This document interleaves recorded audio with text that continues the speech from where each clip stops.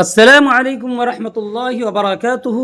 اردو زبان کی دوسری کتاب بسم اللہ الرحمن الرحیم، سبق نمبر 28 یعنی 28، چھوٹی چیونٹی۔ ٹھیک ہے، اشعار کی شکل میں آج کا یہ سبق ہے، لیکن آج کے سبق میں ہم سیکھیں گے کہ شاعر نے چونٹی کی محنت، دور اندیشی اور مستقل مزاجی کی تعریف کی ہے۔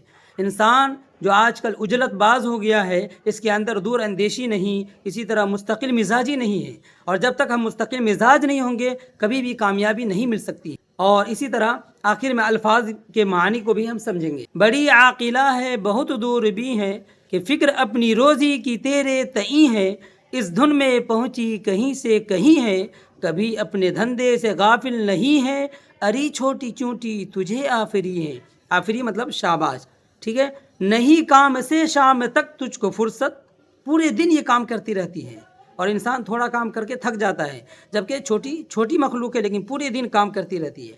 تو دیکھیں کہ نہیں کام سے شام تک تجھ کو فرصت، ذرا سی تو جاں اور اس پر یہ محنت، یعنی چھوٹی سی مخلوق ہے لیکن محنت کتنی ہے وہی یہاں بتانا مقصد ہے۔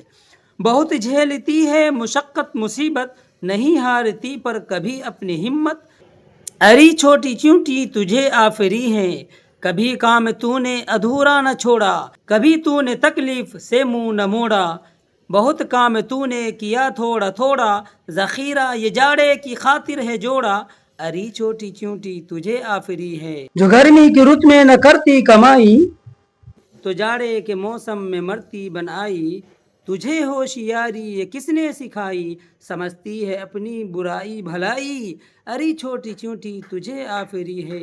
نہ کھو وقت سستی میں مہلت ہے تھوڑی، نہ کھو وقت سستی میں مہلت ہے تھوڑی، وہی کام کر جس سے مالک ہو راضی، کہ جس نے تجھے زندگانی عطا کی، یہ عمدہ سبق ہم کو دیتی ہے چونٹی۔ دیکھیں چونٹی کے ذریعے ہمیں بہت قیمتی سبق ملتا ہے کہ پہلی بات کہ انسان کو ہمیشہ محنت، جستجو اور تگ و دو کرنا چاہیے، کبھی بھی ہمت نہیں ہارنا چاہیے، اور ہر کام کو پرفیکٹ کرنا چاہیے، ادھورا نہیں کرنا چاہیے۔ یہ ہمیں سبق ملتا ہے چونٹی سے۔ اور جاڑے یعنی سردی کے موسم کے لیے یہ چونٹی چھوٹی سی مخلوق ہے، لیکن تھوڑا تھوڑا کر کے گرمی کے موسموں میں خوب محنت کرتی ہے اور جاڑوں کے لیے اکٹھا کرتی ہے، تاکہ وہ جاڑے میں یعنی سردی کے موسم میں اپنے روزی کے انتظامات کر سکے اور وہ کھا سکے اور اپنی زندگی بسر کر سکے۔ نیچے الفاظ ہے، اس کے معنی دیکھیں۔ عاقلہ یہ لفظ ہے، اس کا معنی ہے عقل مند۔ اسی طرح عطا یہ لفظ ہے، اس کا معنی ہے دینا، بخشش۔ اسی طرح یہ لفظ عمدہ ہے، اس کا معنی بہترین، اچھا۔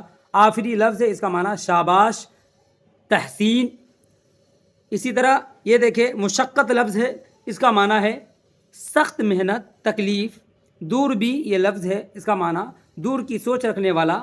اسی طرح اس کا معنی سمجھدار، جیسے چونٹی یہ سمجھدار ہے، مستقبل کی فکر کرتی ہے۔ ذخیرہ یہ لفظ ہے، اس کا معنی جمع کیا ہوا مال یا اناج۔ اسی طرح یہ آخری لفظ ہے مہلت، اس کا معنی ڈھیل، کام کے لیے ملنے والا وقت۔ تو آپ نے سمجھ گیا۔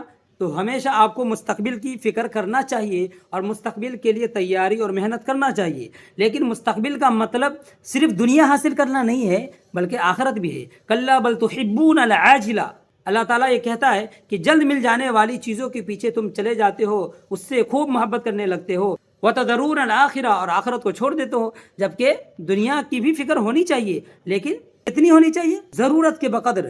الید العلیٰ خیر من السفلی، اوپر کا ہاتھ نیچے والے ہاتھ سے بہتر ہے۔ یعنی انسان کو خوددار بنانا مقصد ہے اس حدیث کے ذریعے، تاکہ انسان محنت کرے، جستجو کرے، اس کے باوجود اگر کوئی مجبور ہوتا ہے تو ایسا نہیں کہ اس کا لینا درست نہیں، لے سکتا ہے اور لینا چاہیے، بلکہ بسا اوقات ضروری ہو جاتا ہے۔ جزاک اللہ خیر۔ السلام علیکم ورحمۃ اللہ وبرکاتہ۔